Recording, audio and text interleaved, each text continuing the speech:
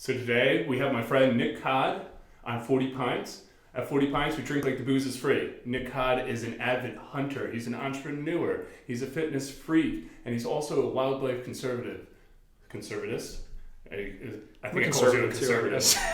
So welcome. Thank you. And ladies, he is single. I am the most single. No.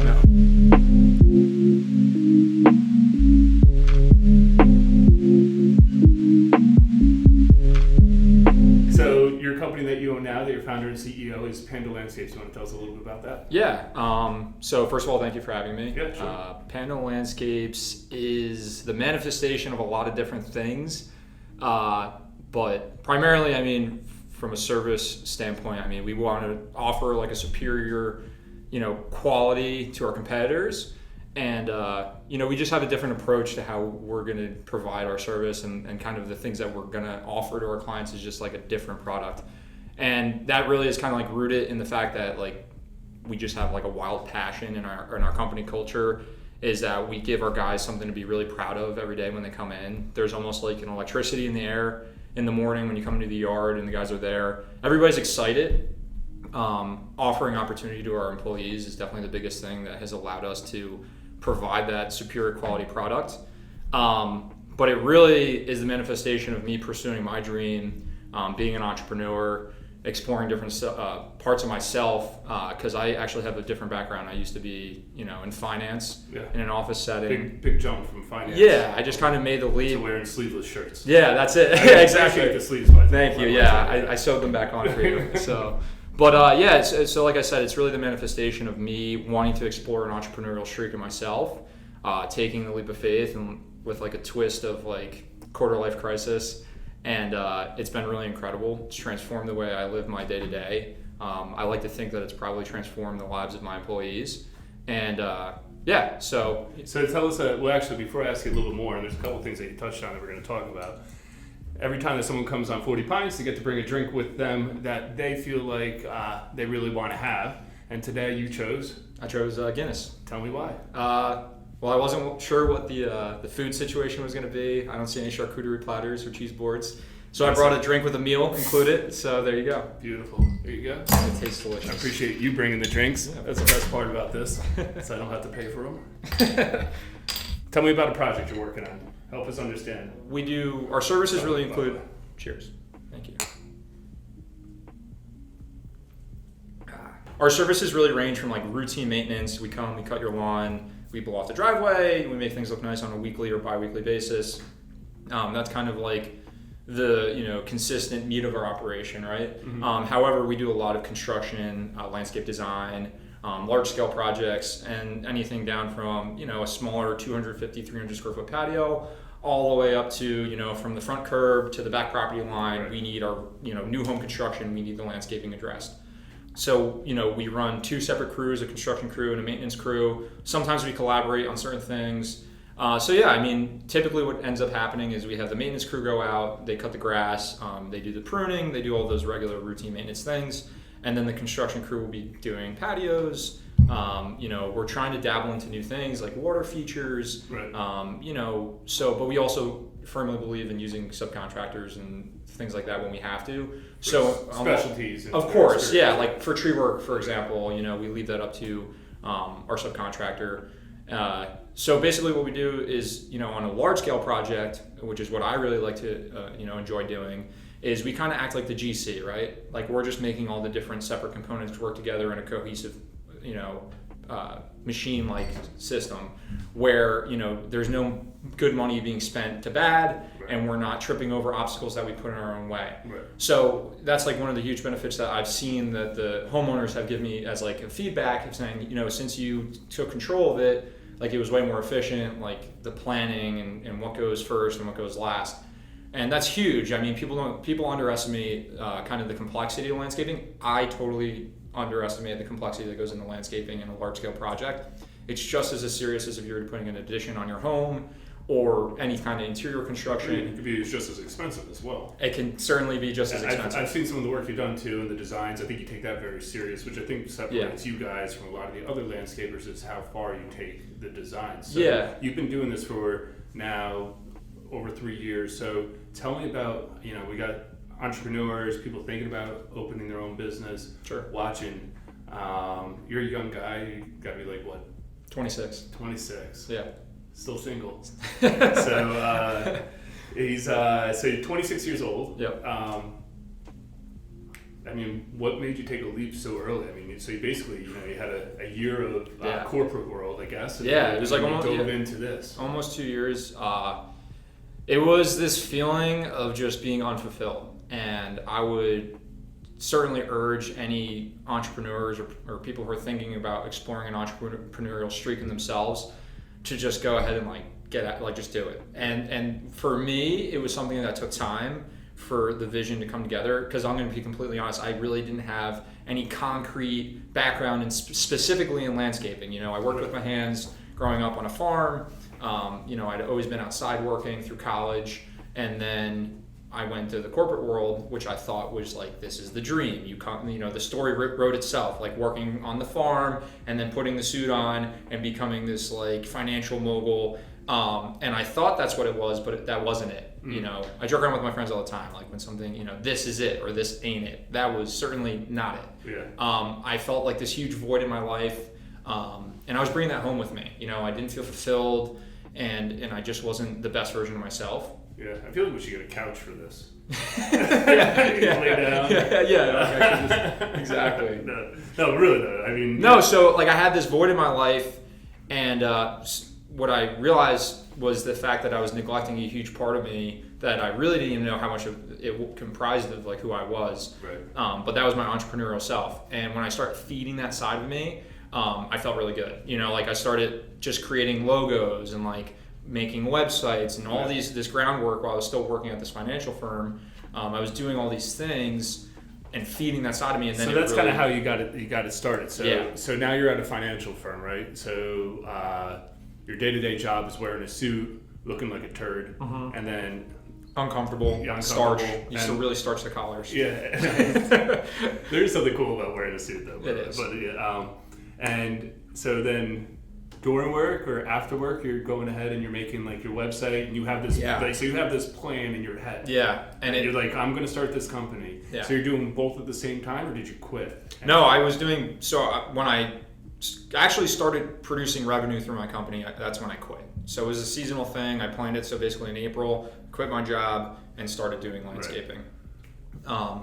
Before that, there was a lot of work, almost like a year worth of work, where it started with me cracking open a beer one night and saying, I'm going to think of a name for my fictitious company that doesn't exist yet, and then kind of creating that and building upon that, and kind of just letting all the creative juices flow, and then eventually it just feels more and more real, and you almost convince yourself of what you're planning and all these things that 100%. You're thinking. When you start your own company, it's 100% convincing yourself. Yeah. You can't convince yourself, you're not going to convince And that doesn't yourself. stop. I mean, that's on a day-to-day basis. For sure. I mean, you talk about the designs that I build, you almost, when it first starts, need to convince yourself that you're capable of doing something like that, and then you start doing it, and it starts building up upon itself. It's compounding. It's super powerful, right? So then you start getting feedback from clients, and they're like, we've seen 3 or 4 designs, and this is incredible. Right. And you're like, wow, okay, this is great. And then you got your own special sauce that you kind of throw in there. But taking it back, so it started becoming more and more real, and that's when I had myself really convinced, and that's when it started bleeding over into my personal life, and I started just blossoming as an individual and feeling better and feeling more fulfilled. And I said, this is only me doing this on the side or planning. Right. Imagine when I'm when I'm in it, right. like how I'm gonna feel. So how did it feel like? I guess you went and gave your boss 2 weeks notice. Yeah. So did you tell him what you were gonna do? So it was really intense. Yeah, I was very straightforward with him. And so I worked at a firm. It was a family firm. I really 3 of the family members were the owners or the partners, and it was a conversation I had with each of them, and they each had different reactions. And the one was actually, an entrepreneur as well. He had started, he had created some websites and sold them.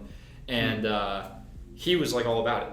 He's like, if you want to be a beet farmer, go be a beet farmer. If you wanted to be, a professional clown, then go do that too.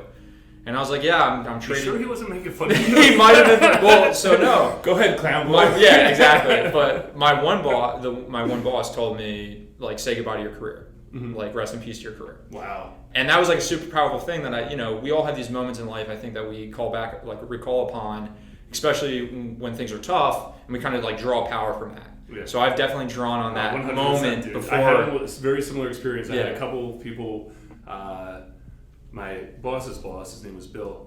I asked him, I go, Bill, you know, you can go back. Would you start your own company or would you be a corporate man? Yeah. And he said to me, I'd fucking 100% start my own company. Yeah. 100%. He's like, I've made so much money for this company. We're all entrepreneurial here. I'd 100%. He swore a lot. Start my own company. And it's funny because like 2 months later, now I'm doing my website, my logo and stuff on the side while I'm like becoming my real, exit, building right? it. Yeah. And he had left the company we were both at, and he called me. He says, Nick, I want you to come to California, and I want you to work for me. I go, Bill, you told me that you'd 100% start your own company. He's like, well, yeah, I was just saying that. He said, come work for me. Yeah, exactly. But he knew you'd be good at it, you know. But I also had I had people. So my last day at work, I handed out my business cards to everyone that was left. Great idea. And no, it was actually it is the chip I fucking carry on my shoulder till this moment. Yeah. Where a couple of them literally chuckled at me. Some of them didn't know what to say. Yeah. None of them.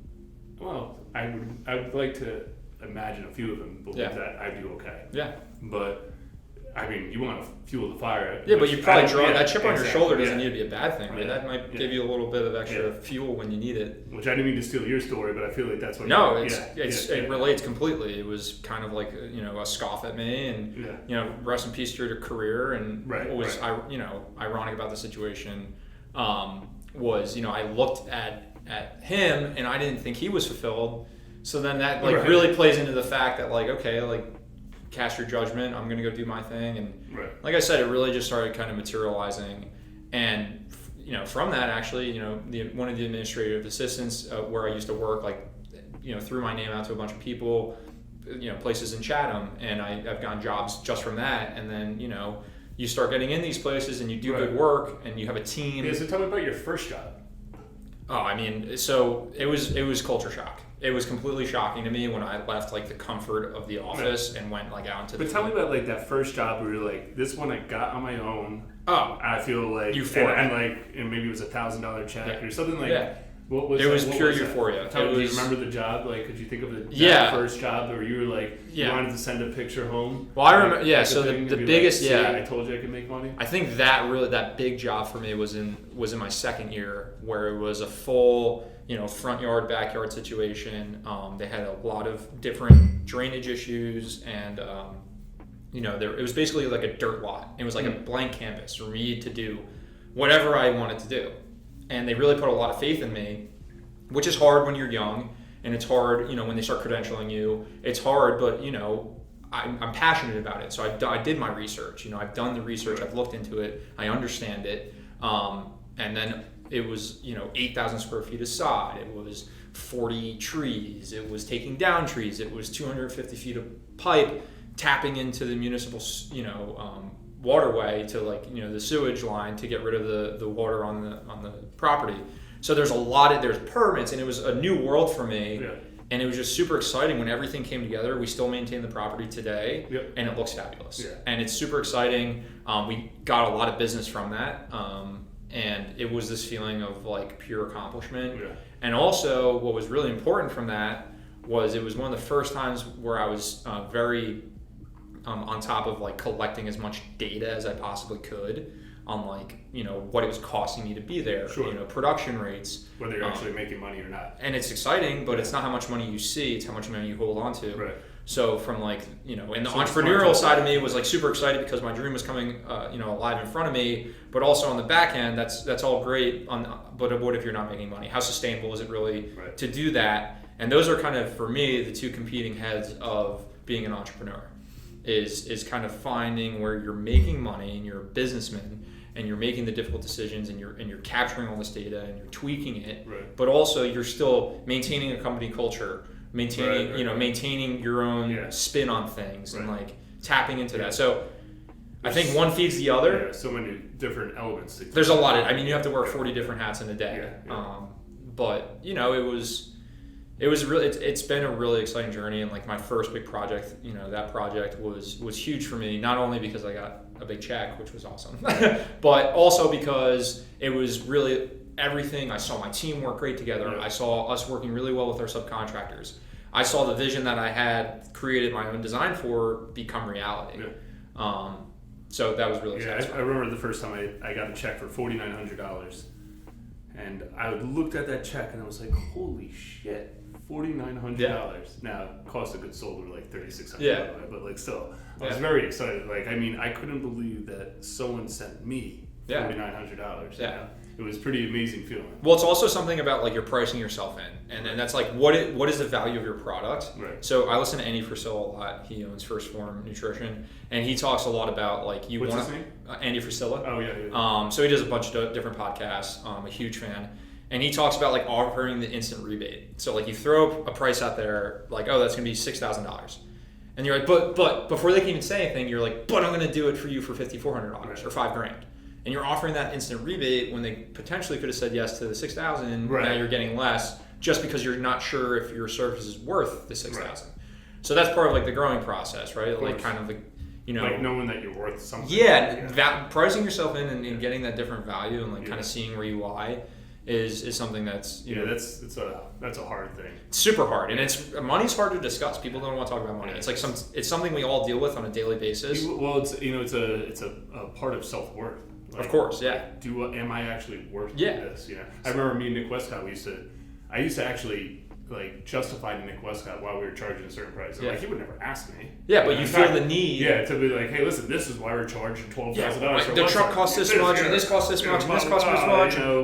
You know how much that lamp costs per month? And they're like, whoa, are you okay? It's like, dude, I've thought about this a lot. He's like, I'm just coding the website. Yeah, but that's kind of like where the two different heads kind of clash, right? Yeah. Where the businessman and the entrepreneur, like entrepreneurial spirit kind of clash because you're passionate about it, but the numbers need to make sense to support the dream. Right. Because that's not a very viable like dream unless the numbers match. Well, yeah, I mean, yeah, that's one of the biggest things that like if I were to say someone's like, well, what would you tell me if I didn't know what to ask about being in business ownership? Yeah, I'd be sales does not equal cash flow. No. Yeah.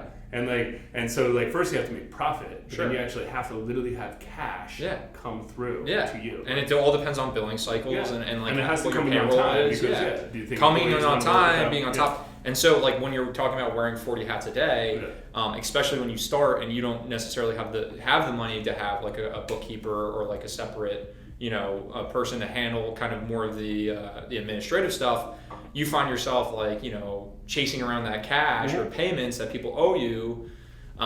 It's definitely one of the hats you have to wear, and it's crucial. I mean, cash flow is unbelievably crucial. Yeah, 100%. I remember being owed $4,000, which I thought was huge at the time, and it was like, I'm owed $4,000. Why the fuck don't I have any money in the bank? And that's just not. You look at like, your accounts receivable and you're like scratching your head, and you're like. So there's some fun stories and maybe some fun stories. There's got to be a shitty customer along the way. Tell me about a bad customer. Yeah. Tell me about I mean, a word to all the customers in the world out there: don't stand and watch the guys work. It's brutal. I mean, it was like we were at a drive-in movie theater almost. Like there was, this woman, very kind lady. Maybe he wore sleeves all the time. And maybe that's what it was. It was a hot day, But no, it was, just watching the guys work and tweaking things and really just being brutal. I remember just thinking like... so she's critiquing or he's critiquing along the way. Yeah, critiquing along the way, but also just like very minimal things like, oh, this stone needs to be moved over. And this was brutal because, it was a small job. It was small jobs. It was like an in and out thing. Not to mention you put things down and then you give it a walk around and you're like, oh, you know what? I'm going to move this around. Like, it's part of the process. Yeah, of course. That customer is. It was just getting ridiculous. And like, it's always like the add-ons that we don't want to change order for. Oh, can you do this? Well, tell me how this customer ended. She was thrilled with the product. I just kind of bit my tongue and, we just, grin and bear through it. And that was that. She's a great customer in general. She pays on time. But she's still around. Oh, she's still around. Yeah, I didn't. So I have been in situations. You got to fire yourself from jobs, right? You need to fire yourself from jobs. I've had some pretty brutal experience with customers. We're at people's houses, their homes, when they're not there, and basically they are super critical on what's going around, around their house. But now during Corona, when people are there, they're kind of like peeking through the window. Right. Like I've noticed this year specifically. It's been brutal. Typically, we do our thing. I'm like, my role really has transformed from doing the work hands-on to really it's quality control, Right. sales and all the other, hats I need to wear. Yeah. So tell me how, tell me March, Yeah. April. What did Corona treat you and how's it treat you? It was a conversation with the crew first where it was, hey guys, I don't know what's going to happen this year. I really hope that this doesn't affect us, because initially the word was, it was basically like everything shut down. Right. Like everybody needs to stay inside, shelter in place, 2 weeks. So obviously you don't know if you're going to be on the list of things that are closed. There was it was very vague. There was no sense of direction or leadership. And then, you start getting the bits and pieces of information. But what really happened, which was funny, and also kind of like disturbed the flow of the season, because you kind of look at the season, you're saying, all right, this is my goal. Right. This is my goal in revenue for the year, so I need to make certain capital expenditures for new equipment or add a crew member or things like this to meet that goal. But then Corona gets thrown in March, which is right at the beginning of our season. I think it was the first week that the guys came back. So you basically just got done from Florida and skiing. Of course. Because you're basically the reverse of a teacher. Yeah, of course. I go south, I hang out, I have a cabana. But basically we were coming out of the winter, which, also something that was really difficult. I love all teachers, by the way. Disclosure. I was coming out of the winter, which was, there was no snow this winter, so a lot of guys were struggling. Coming up on this March season, all of a sudden the COVID happened. I had a conversation with my guys first. I said, hey, I want to keep everybody busy.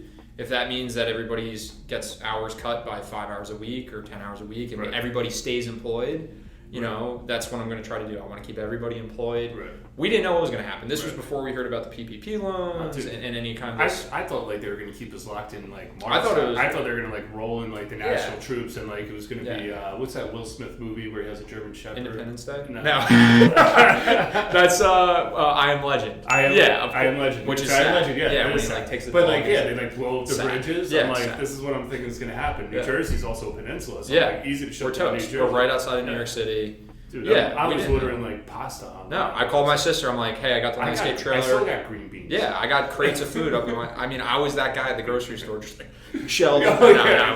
But the funny thing was all the Italian food that was anything was made in Italy. Yeah. That was still on the shelves.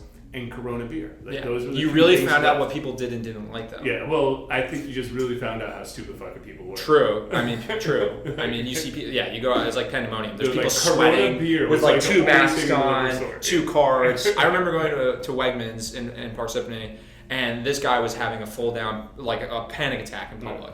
And he was sweating and pushing the cards, pushing over old ladies. And I was just calm down. Yeah. Just calm down. Yeah.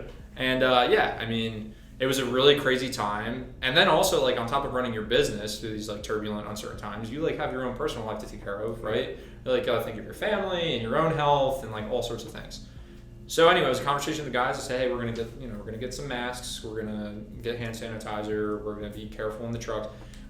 In the beginning, we were driving 2 separate trucks and all sorts of things. And then the season exploded. It's been the best year to date. That's awesome. People took a lot of their money, I think, my theory, that they were going to spend on vacation or here and there, and they started focusing on their homes because they're spending a lot of time in their homes on doing home improvements, doing little projects around the yard. We picked up a lot of I started to do this, but I couldn't because it was too difficult. So will you finish? I was going to build a patio by myself, but I got 3 scoops in and I realized this is terrible. This sucks. So we got a lot of work like that, and it's been a competitive year.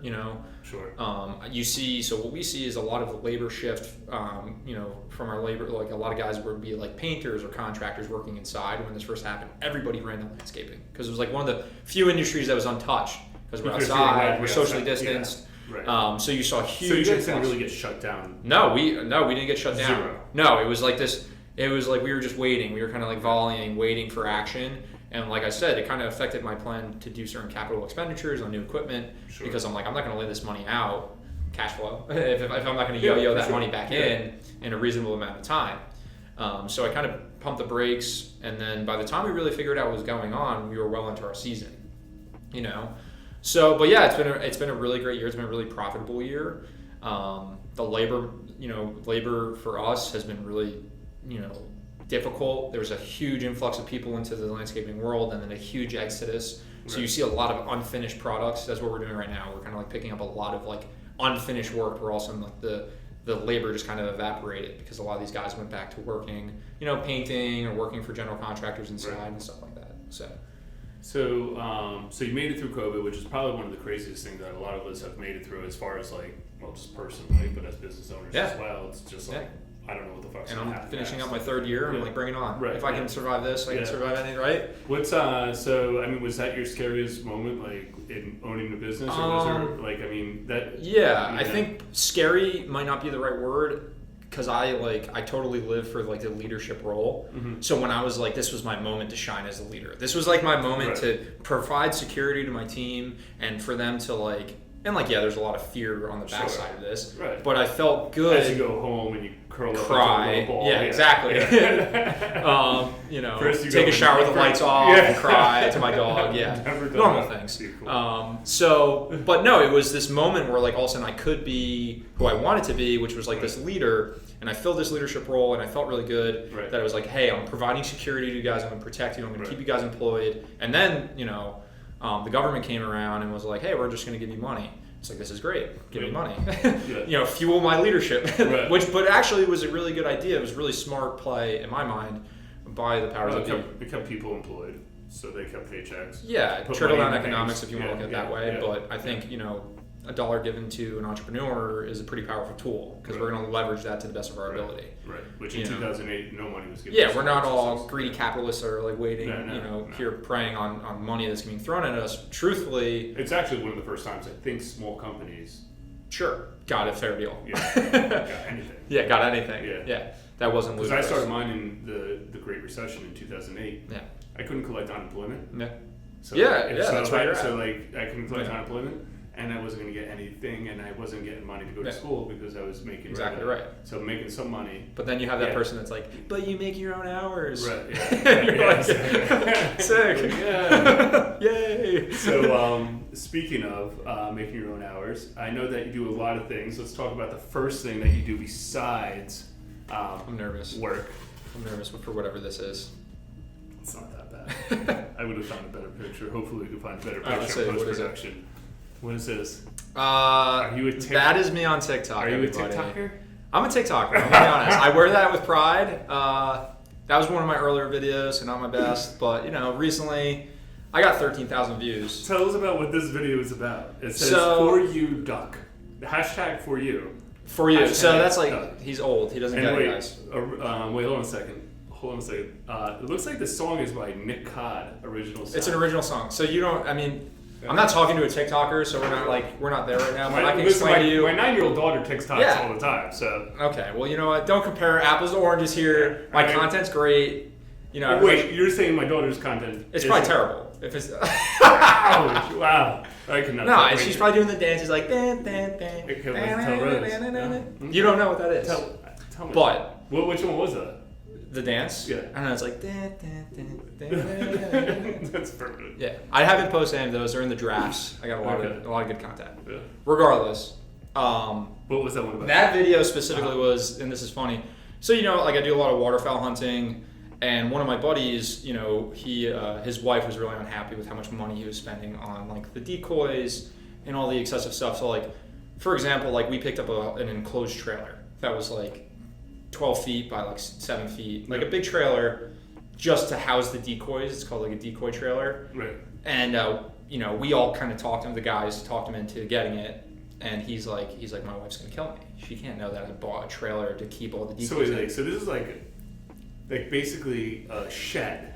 Yeah, it's a shed on wheels. It's like a landscape trailer, but it's bunch of decoys. It's for geese, which a goose decoy is just like this. How many do you have?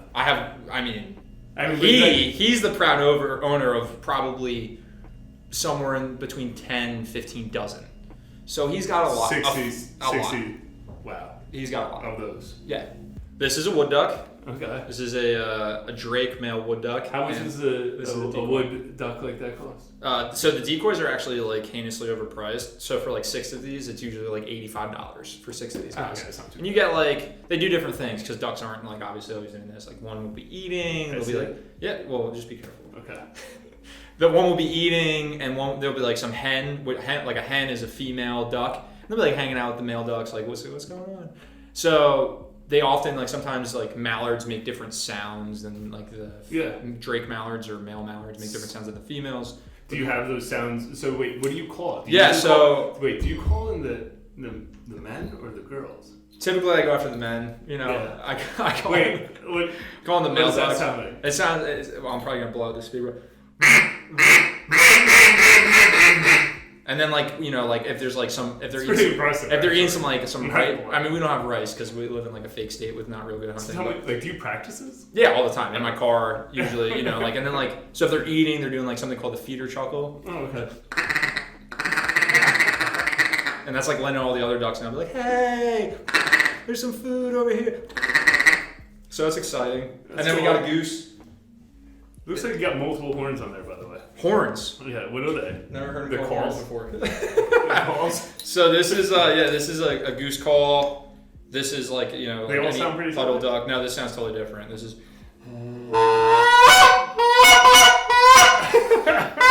So that's the sound that guy would make.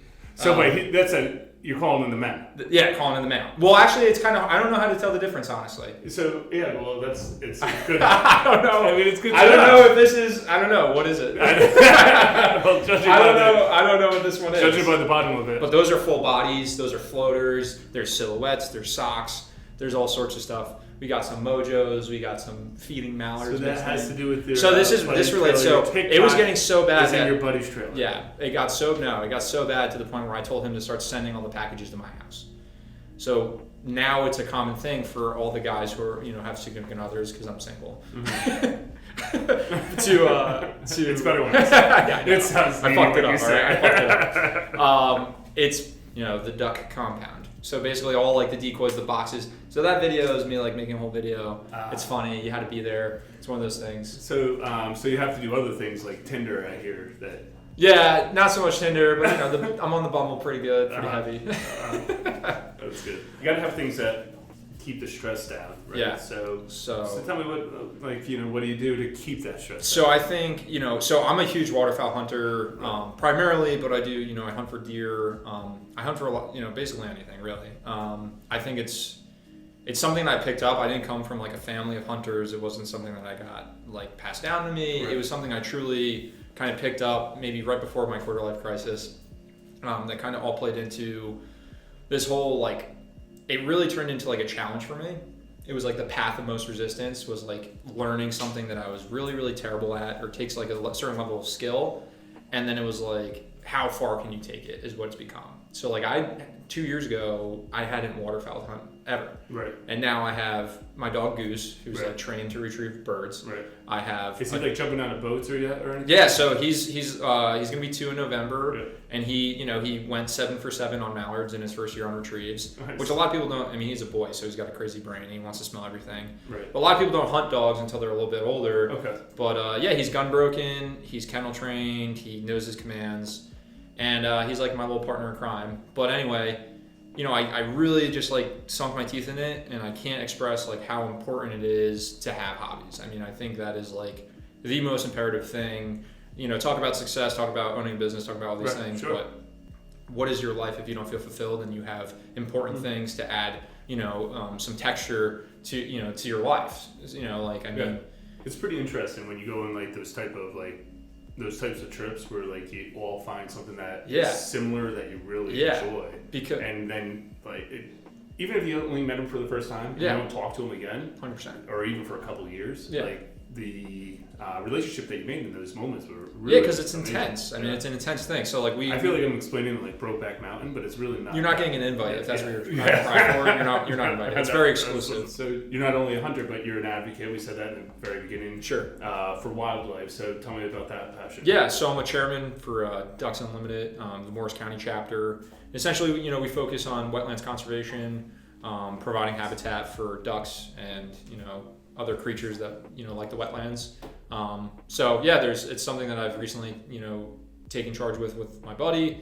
and we have 10 different chair members on our chapter. So very cool. What's it's Ducks Unlimited? It's just Ducks Unlimited. Yeah, ducksunlimited.org. Yeah, we're the Morris County chapter, cool. but it's a national organization, so there's a ton of information on kind of their mission and what they do. Awesome. And then it's Pando Landscapes. Pando Landscapes. Pando Landscapes. We're out of Morristown, New Jersey, and we service all of Morris County. So awesome. Yeah. Thanks, dude. Thank you. Appreciate it.